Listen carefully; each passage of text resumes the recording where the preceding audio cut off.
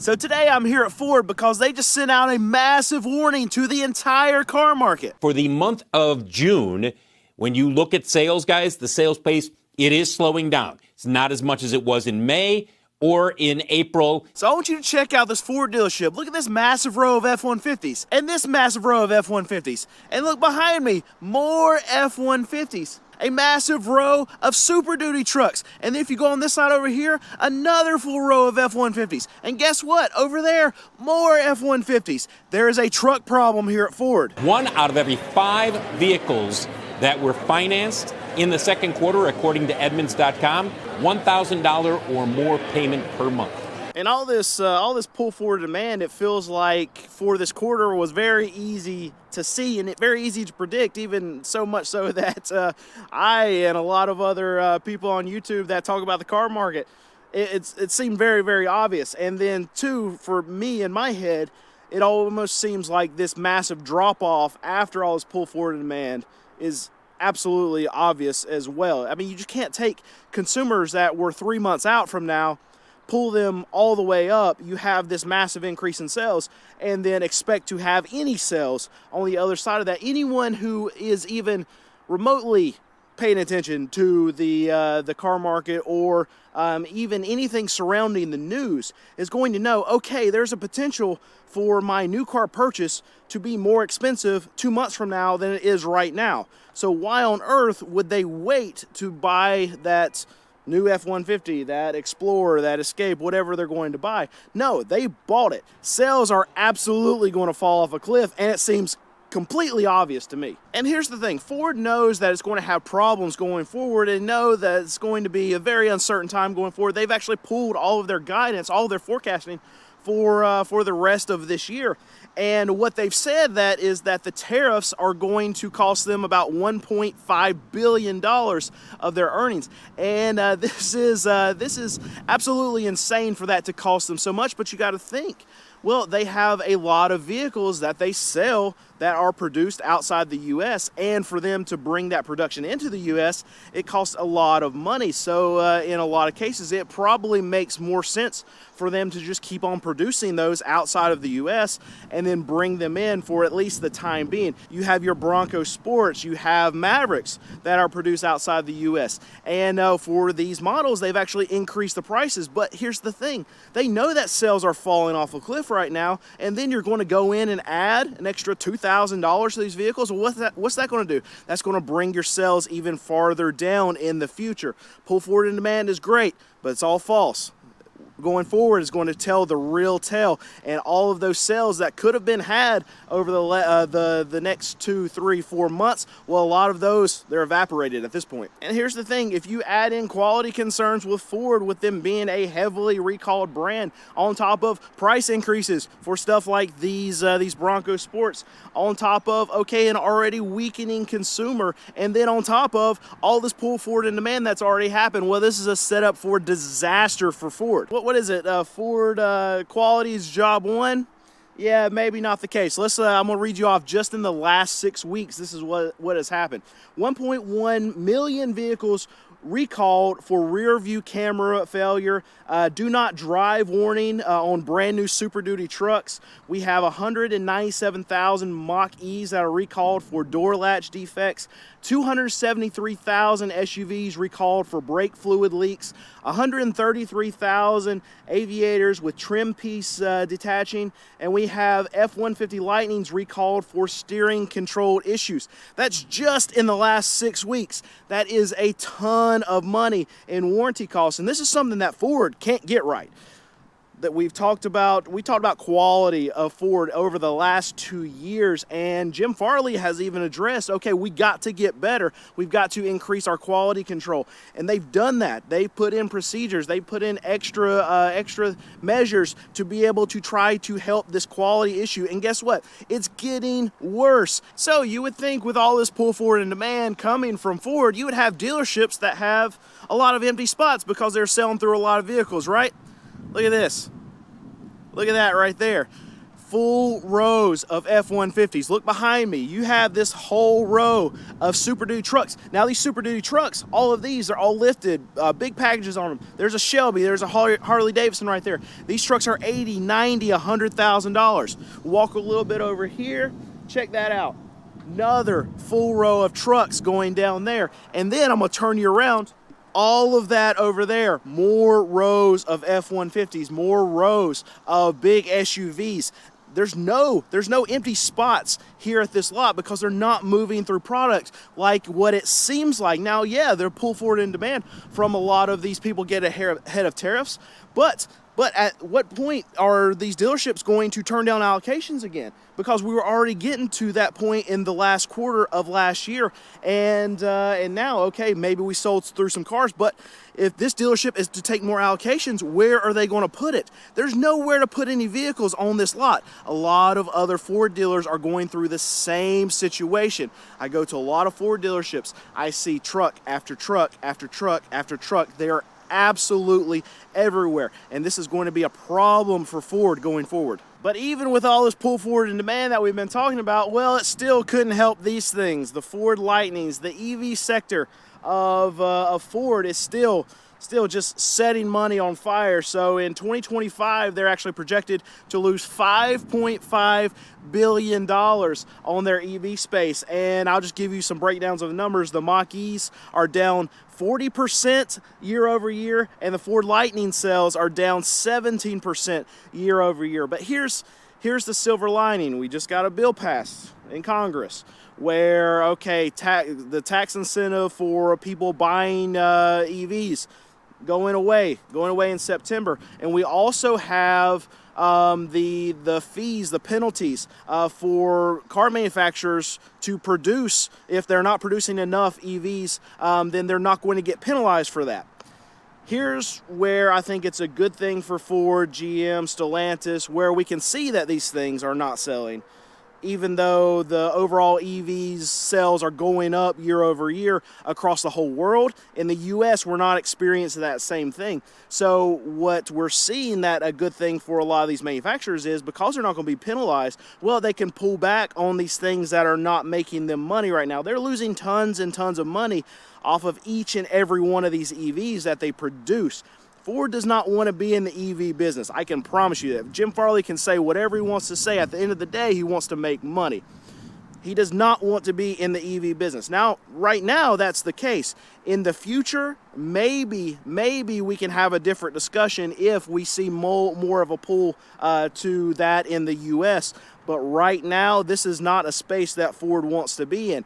And because of because of this bill that has been signed, because incentives that have come off from tax cuts from EVs, because of the penalties that these manufacturers, they won't have to experience anymore from not producing these EVs, I can see Ford walking back a lot of their EV sector. I can see GM doing the same thing. I can see Stellantis doing a lot of the same thing. Because why would you produce vehicles that are absolutely not selling? And here's a case in point right here. Ford EV sales cratering. So Ford just released their earnings, and they actually were very good. Their sales were up by 14.2%. But here's the thing. This is a big false positive for really the entire car market, and Ford knows this. But what happened? Well, we had the threat of tariffs in this previous quarter, and all of these consumers that were thinking about possibly buying a vehicle, or even if they were going to buy a vehicle within the next year, well, guess what? All of that demand got pulled forward, and Ford was able to benefit from this. They were able to send more allocations to their dealerships because their dealerships were selling through vehicles and taking more vehicles. So this means that all of these sales are going to be front loaded into this quarter. Now, we're going to have in the next quarter probably still some carryover from this pull forward in demand, but I feel like for the rest of the year it's going to get very, very soft for Ford. And Ford knows this too. They actually pulled all of their guidance because they know that we're entering into a lot of uncertain times. And even though they were able to pump out a lot of trucks to these dealers, as you can see this dealer behind me, full row of F-150s, full row of F-150s, dealerships have been taking vehicles from Ford. Because keep in mind, me and you, we're not not customers to Ford. These dealerships are Ford's customers. And if they're moving vehicles, then they're going to be taking more vehicles. But guess what? Right now, sales have been falling off a cliff. A lot of these dealerships, they've already experienced their pull forward in demand. All their customers that were going to buy, they bought, and now sales are drying up. So for the foreseeable future, sales at Ford and for a lot of these other automakers and for the car market in general, I'm even experiencing it at my small car dealership. I sell cars that are $5,000 and under. Car sales are drying up, and it's going to be that way for the rest of the year. All this pull forward, yeah, great quarter, whatever, but it's going to fall off a cliff, and now it's going to be a disaster for the whole car market for the rest of the year. And one thing that's actually interesting that Ford said that's not really Ford specific, it's the whole car market, is that Ford Credit, their auto loan delinquencies actually ticked up. And this is an interesting thing to highlight because when you're talking about auto loan delinquencies, it affects the whole car market. So Ford is going to also be taking a big hit from people not being able to make their car payments. And how this really hits Ford on the other side is that it can take buyers out of the pool of consumers that can actually come and buy their big expensive products, because if you have people that can't make their payments on their car loans, well, they're not going to be able to get new car loans. They're not going to be able to trade out of the cars that they have and get a new car loan. And what I'm hearing from a lot of the salespeople, a lot of sales managers, from some GMs, is that, okay, credit and negative equity is a massive issue. See, traditionally, negative equity hasn't been a weird thing to see in the car market. People would buy a car, and then a large portion of the population that were new car buyers, they would keep it for about 3 years, trade it in, and then get a new auto loan. And usually when someone buys a car and trades in every 3 years, they're going to have a little bit of negative equity on that car. So what car dealerships would do is just roll that negative equity right into the back of the next loan that the customer was upgrading to. But here's the thing, there are no levers, there are no things, they can't lease these consumers out of the amount of negative equity that's coming into these dealerships right now. These customers that bought a car 3 years ago, what happened 3 years ago? People were paying $10,000, $20,000 over MSRP on a lot of these trucks, a lot of the Broncos, a lot of Challengers, Chargers. And now they're severely underwater to the tune of $15,000, sometimes even $20,000. I'm hearing that they're underwater on some of these vehicles. There's nothing that these dealerships can do to roll over $20,000 worth of negative equity. That consumer then has, if they want to get that brand new car, they have to come up with that $20,000 to make that loan that they're trying to turn that trade in. They have to make it right. And these consumers, they don't have $20,000 to be able to pay down that car note to be able to get into the new car. So what's happening? Well, those buyers now are stuck in that car that they bought 3 years ago. And those consumers that buy a new car religiously every 3 years, that are a big portion of what makes up a lot of the money for these dealerships, well, now those customers are being pulled out of the market. And this is going to be a big problem for the entire car market as we see auto loan delinquencies continue to tick up. And right now, what do we know? Auto loan delinquencies are already at the highest that we've ever seen. So now if you are thinking about buying a new or a used vehicle in the near future, what I think you should do is wait out a lot of these dealerships, wait out a lot of these manufacturers, because we experienced all of the pull forward demand. Even me, as a small used car dealer, we had spring selling season. We knocked it out of the park. We sold almost everything on our lot, and now I've gotten to the place where I've reloaded again, and I don't look like this, but for my small lot, we're as loaded as we can be right now, or as much as I want to be. So much so that I've even pulled back. I haven't bought a single car in 2 weeks, and that's something that I haven't been able to say maybe even ever since I've been a car dealer for 14 years. And I can tell you a lot of these new car manufacturer dealers, just like this one right here, are going through a very similar thing as I'm experiencing, where sales are terrible right now. I mean, I know the economy, the stock market, the stock market's at all-time highs right now. Main Street's not having that same type of sentiment. And when I'm getting people coming into my dealership, they're wanting to finance a $2,500 car. And I know from talking to salespeople at a lot of these dealerships, and even going to like a Stellantis dealership, where there are days where they don't even sell one retail car. That's absolutely horrible for a big time Stellantis dealership. A lot of these manufacturers are going to feel the pain going forward. A lot of these dealerships are going to feel the pain going forward, and it's just starting right now. I mean, this is the tip of the iceberg after all this pull forward in demand has happened. So I really feel like prices are going to be a lot lower 6 months from now than where they are right now. Now, on the MSRPs and stuff from these Ford dealerships, you're not going to see that, but you're probably going to see more incentives come through. You're going to see more sales come through. You're going to see more dealerships that are more willing to negotiate, not right now because they just came out of this weirdly strong time because of all of this that has been created by our government.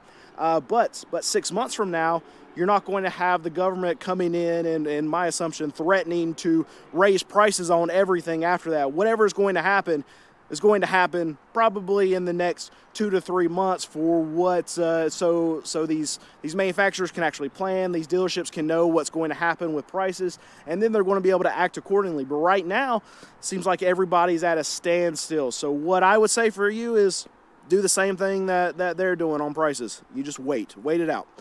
And then I believe things are going to get weaker as we go on, and you're going to continue to be able to get better deals as we go on. And so that's my advice to you. I would wait, because I think it's going to get a lot worse from here, and we're already at a bad place here in the car market.